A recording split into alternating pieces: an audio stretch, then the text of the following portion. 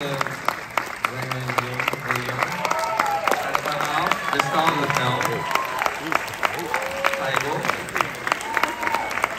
producer Stan and Michael.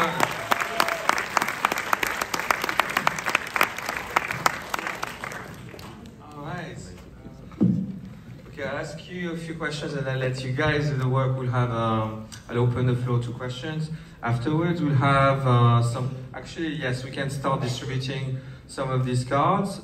Just hail the two volunteers on the sides. If you want to ask questions, we'll collect these cards in 10, 15 minutes. Thank you. Let's get started. Were you surprised? So the film has circulated quite widely. I want to ask maybe all of you, actually, if you, how different was it from the other screenings? It's been shown in Hong Kong, of course, as the opening of the Hong Kong International Film Festival in Seattle not so long ago. So I'm curious how you felt about tonight's reaction. It's slightly different. I think the New York audience a little bit more sophisticated in a way. Wow. So there's a lot of silences where I can understand or feel that people are thinking about it. In San Francisco, it was different. People are a little bit more vocal and they were laughing a little bit louder and they would be clapping a little bit louder too.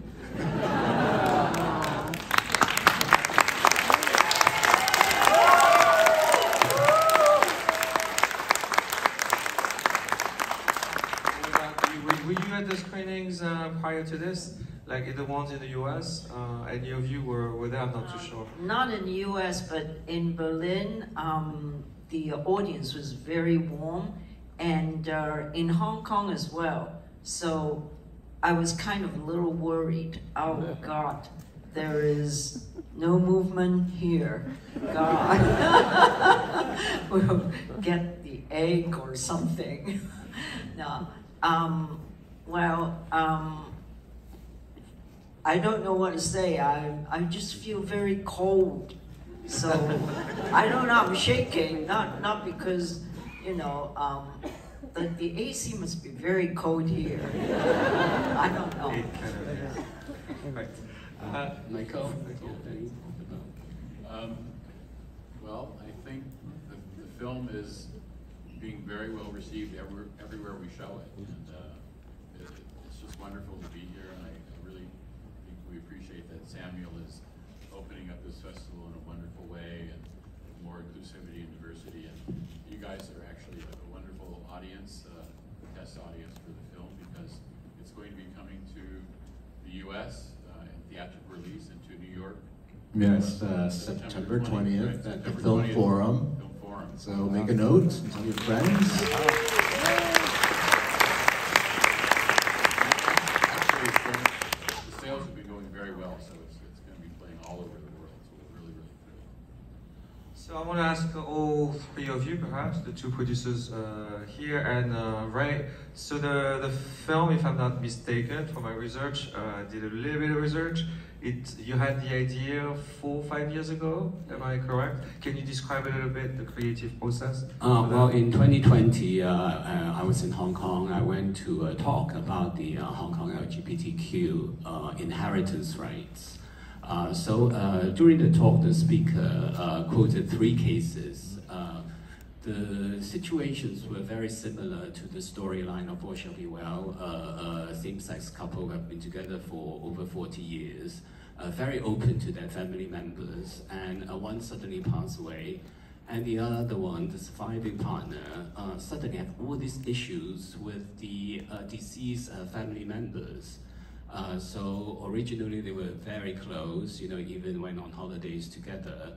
And suddenly everything changes. So I just thought that, well, that would be a very interesting storyline because, first of all, you can explore to show that the lack of rights for the LGBTQ community in Hong Kong, but also what is the meaning of family?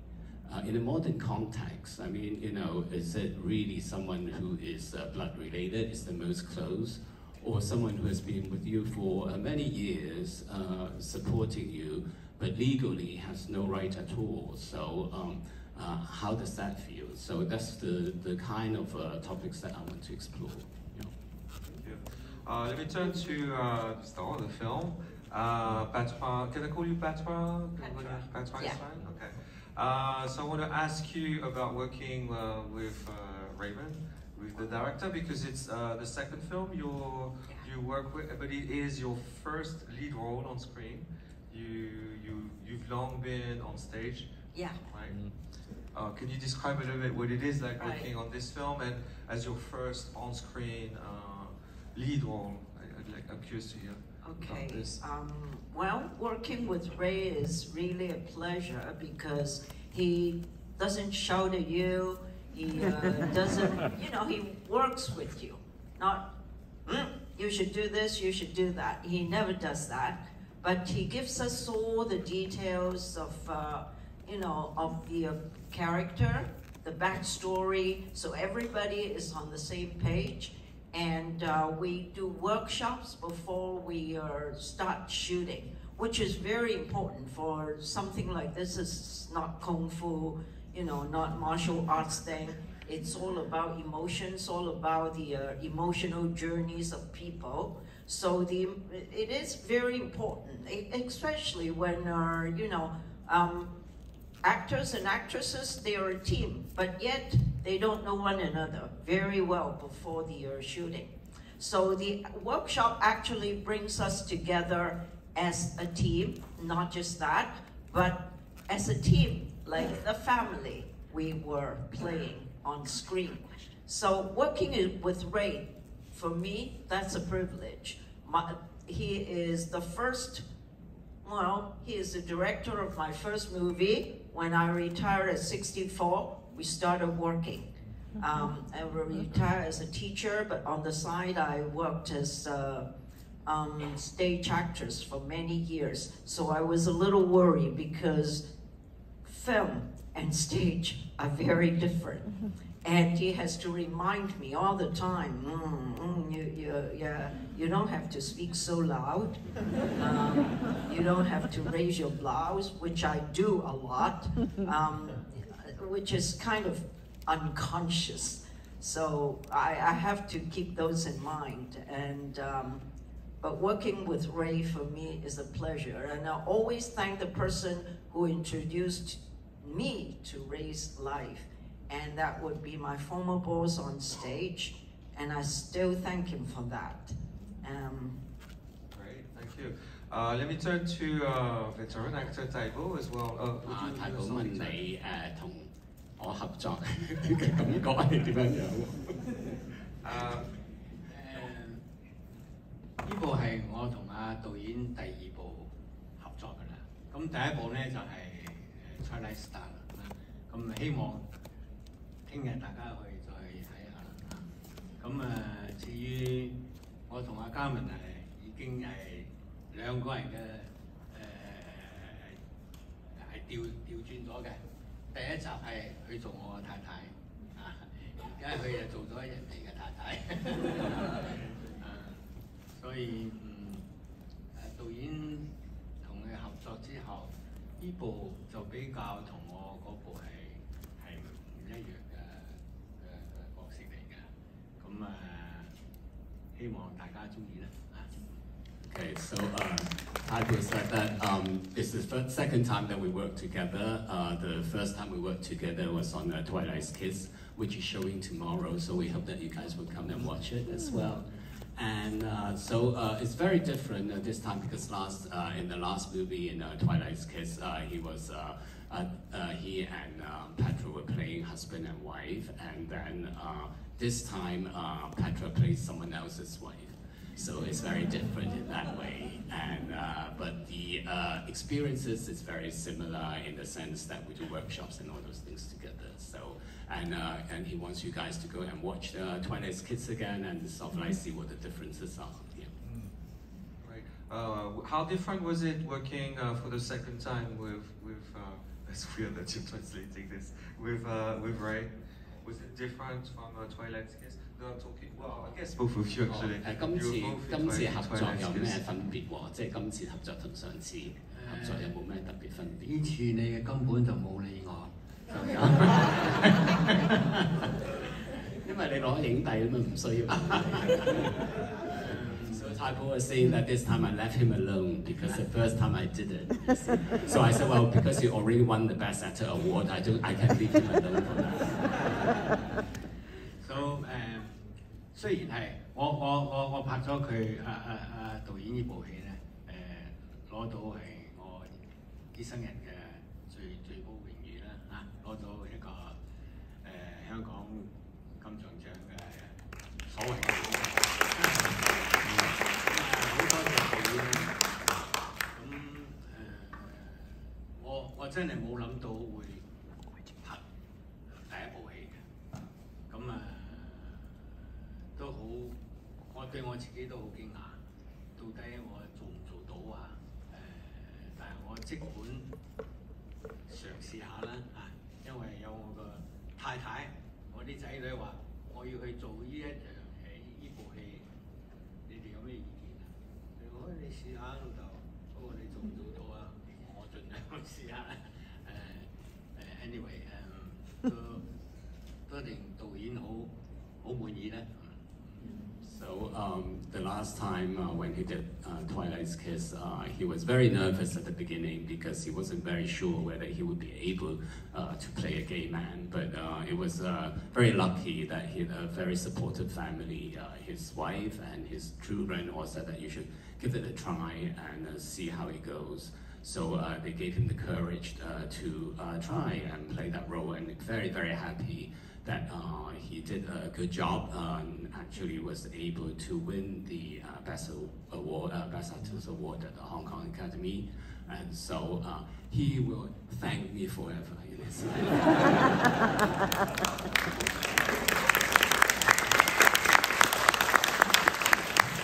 And just in case you didn't know about it, we'll be showing Twilight's Kiss in Suk Suk again tomorrow with Typo and Ray would be with us. I will pick some questions from the audience. I see some very good questions from you guys. So Ray, that's for you actually, and perhaps also for the producers. Could you talk about working with actress Maggie Lee Lin, sorry, who's had a very long career on screen and I guess went out of retirement for the film? Yes, Maggie is the one who plays Pat, and she has retired for 33 years. So we are very lucky to be able to get her out of her retirement to play this role.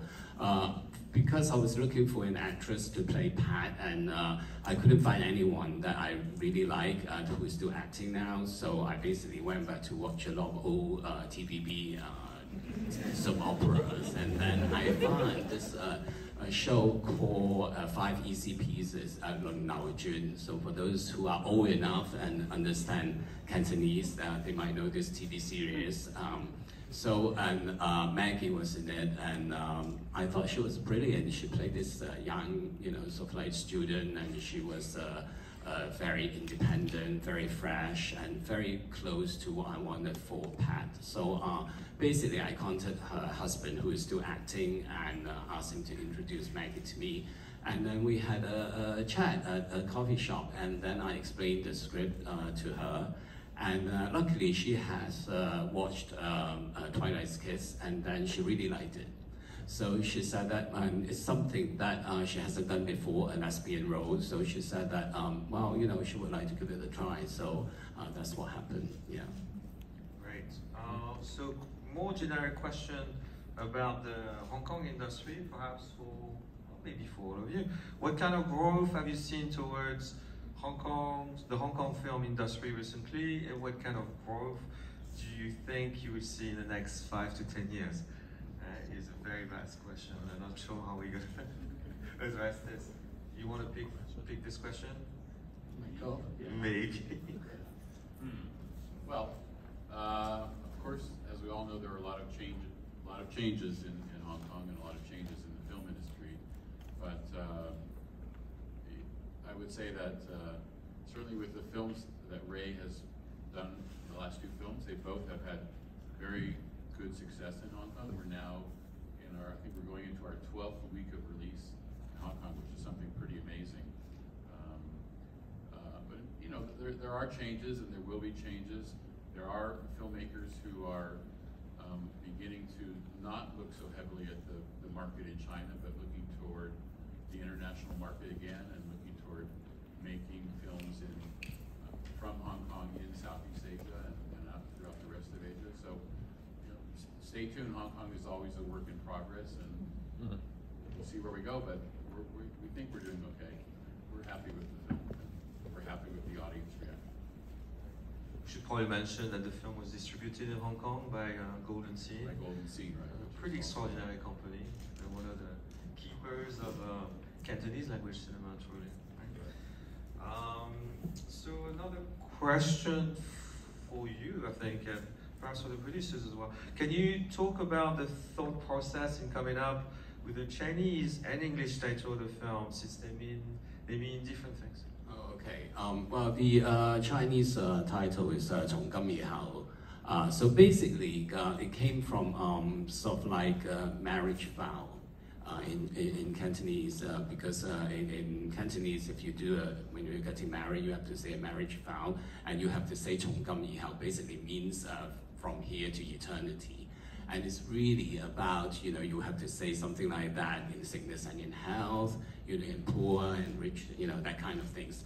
And in Hong Kong, if you are heterosexual, you say something like that in a church or whatever, there is legal consequences. It's legally binding because it recognizes, you know, heterosexual marriage.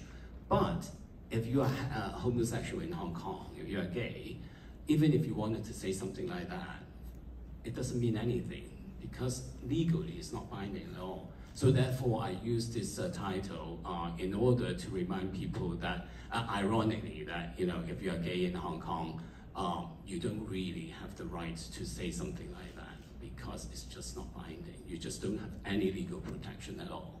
So that is the reason for the Chinese title.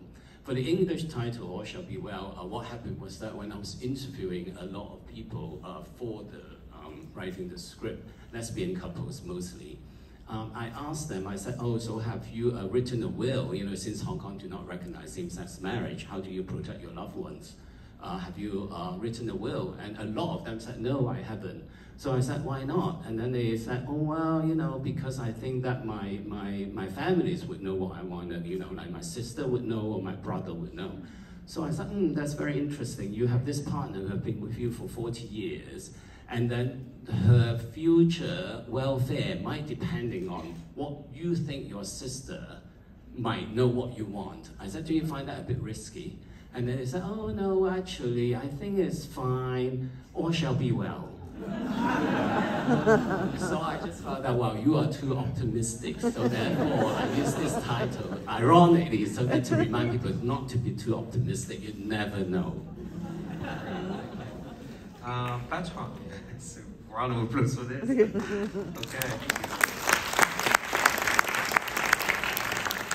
Patron, there's a question for you. I think we covered a little bit of it. What made you want to work on this project, and how did you connect with your character?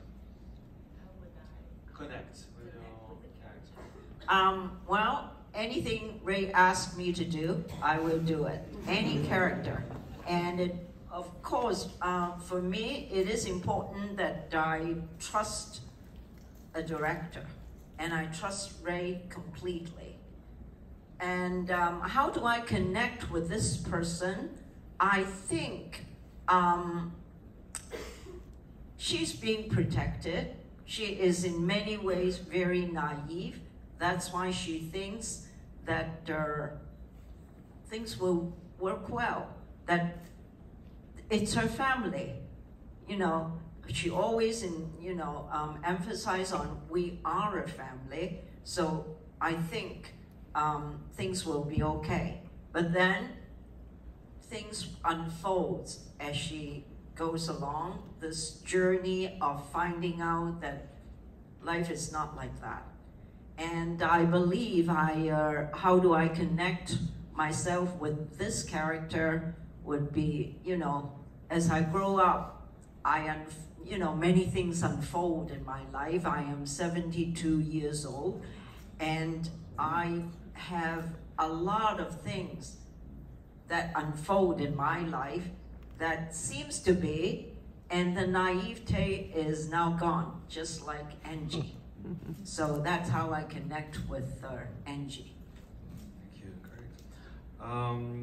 Here's a comment and a question from our audience. I love the senior queer communities in this film, especially the plot about the secretly borrowed money, between quotes. Could you please talk more about the inspiration? The secret what? The secretly borrowed money. Oh, the secret of borrowing money. Oh, wow. In Hong Kong, a lot of secrets, right?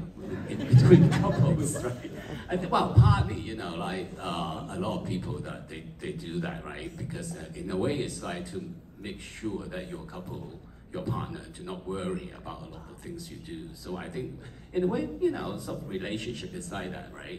There's a lot of it is you tell the truth or the half-truth. So. I have a question actually for you. So that's your second film you're shooting in Cantonese. I'm curious about the impact it has in terms of your storytelling. You've made films in English before. We'll be showing front cover next week as part of a focus on your work. So I wonder how it impacts your filmmaking and your storytelling. You work quite hard on the script. I see the gestation process was a few years long. Yes, because I made two English language movies before I moved back to Hong Kong, and I always wanted to make a Cantonese movie, but because I actually cannot write Chinese, so that was the reason that I haven't made one before that. But eventually I decided that I have to do that. So I went back to Hong Kong, I researched, and then I find out this book called Oral Histories of Older Gay Men in Hong Kong. And I read it and sort of tried to improve my Chinese. And then eventually I decided to write the script and get someone to translate it. So it was a very, very long process because for the dialogue, then I have to record it on my phone and then I have to send it to him. He has to write it, send it back to me, and I have to cut and paste and put it back into the script. So it took me forever to do it. But in a way, it's good because it also, that means that I have a lot of time to think about the script. And also my Chinese obviously has improved in the last 6 or 7 years now, and now I can read Chinese quite well. I think it has changed in a certain way. I think because in a way Hong Kong is a place that I was born, you know, so I was able to get a lot of feelings about what people are saying, maybe slightly different. And one big difference is because when I was making English language movies before I was living in the West, I always felt that my movies have to address the issue about being Chinese. I always have to talk about what is it like being Chinese, and the race issue I always have to address. While in this movies, when I moved back to Hong Kong, it's something I purposely felt that I didn't have to do that. And I mean, the stories and the movies are still very, you know, sort of like Chinese, but I just don't have to address it, you know. So I think for me, in a way, it's very much a relief. Actually, I have another question. I have a number of comments. I'm going to read them to you because truly, I think people tonight really enjoy the film. I can see it's such a privilege to have you here. Suk Suk was an incredible film, and this is a beautiful follow-up. So few people are telling the vital stories of queer elders. Please come to the US and make more films to honor our sages. So that's a compliment I'm going to read for you. Thank you. Yeah. Another one, I gasped, I cried, I loved how much love was shown and respect. I can't read the rest, but I'm going to ask one final question. Sorry, did he give me his number? I'll go through this file later if you're interested. So I have one last question, perhaps. I see a lot of comments. So you conducted a lot of interviews, I understand, in your research process. And so I want to ask you both what kind of research that implied, if any, in terms of building your characters. Did you talk to people from the queer communities, or did you go through the same process as well? We did not talk to the subjects that Reade interviewed. I guess number one, for privacy, and number two, I guess in a way it's not like Suk Suk. Suk Suk, I used my sister-in-law, one of my cousin-in-law as a model. But for this one, I did not, because I think, well, actually later on I found out that Reade when he wrote the story, he had me in mind as Angie. So when I got the script, I said, this is quite easy. You know, it seems like that I know exactly what to do. So maybe because of that, I did not do like any research. Basically, this is not so much about being gay. Yeah, it's more like an emotional journey of a person, discovery of love and of, well, I would say deceit in a way, you know, treachery, yeah. So 太保問你拍呢部戲啦，或者拍叔叔嗰陣時，有冇要做一啲 research， 即係有冇做一啲工作啊，去訪問下啲人點做呢個角色啊咁啊？呢部戲叔叔真係我第一次拍咗我都拍咗200幾部電影啊！呢個係我第一次嘅對我嚟講係一個好大嘅考驗啊！咁至於佢梗係咧導演有一本書係寫幾個我都見過呢啲人，咁我要點樣去了解一個基嗰個心態咧？我只能夠喺佢哋嘅談吐啊、講嘢啊，去了解佢哋。我冇理由問佢你點樣啊？你哋係會點，好尷尬噶嘛。咁所以我梗係有啲同性嘅朋友啦，但係我都唔會問佢到底你哋係點樣。所以我用我自己嘅梗係跟住嗰個劇本個節奏同埋變化，同埋呢個人物嗰個去飾演呢個角色啊。So well. For this role, it's not so difficult, but for Twilight's Kiss, it was much harder because he had to play a gay man. And it's the first time, you know, in his whole career, you know, he has played, you know, over 200 movies, and it's the first time he has to play a gay role. And for him, that was very challenging. And of course, because there was the book, the oral history of all the gay men in Hong Kong, and the people that interviewed. So he did meet some of them, but he wouldn't ask them very personal questions. He was just observing how they behave, how they talk, and things like that. But for him, very much it's just about the emotional journey, just reading the script and going through and falling in love, what it would feel like, much more than playing what is regarded as gay, much more what is unpack that character. Yeah. So this second movie is easy for me. 因為第二個角色佢就 oh yeah the second movie is much easier. Why translate?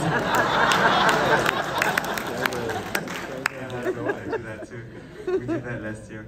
When we talk more about Twilight's Kiss tomorrow, maybe one last. I thought your character, the Suko Timur, was actually really interesting. It's morally ambiguous. What did you think of the character when you read the script? I mean, in a way, it's kind of a bad guy, but not really, because they have their own economic situation. Well, yeah, but I mean, you know, everybody have different faces in many ways, right? And sort of different dimensions as well. I think a lot of the times that, you know, to somebody, you might be a very nice guy, but doing exactly the same thing to somebody else, you might be a bastard.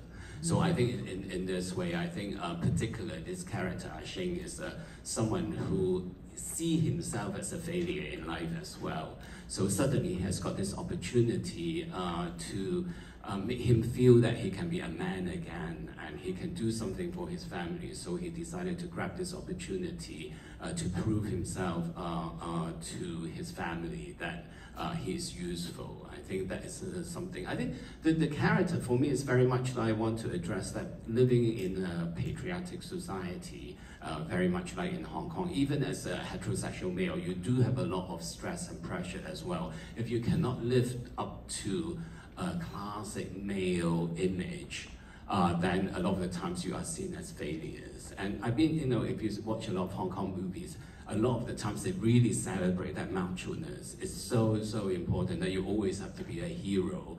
And so if you watch movies like that all the time, and you yourself do not live up to that image, I think that can be very damaging as well. So I think that's why for this movie, I particularly want to create characters, male characters that can be weak, and they can do things wrong, but they are also human.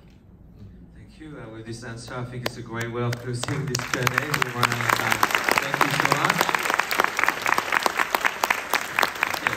Let me just add that you have an audience award. If you like the movie, you can vote for it, and join me in thanking the team once again. I think it's a really great movie. Thank you.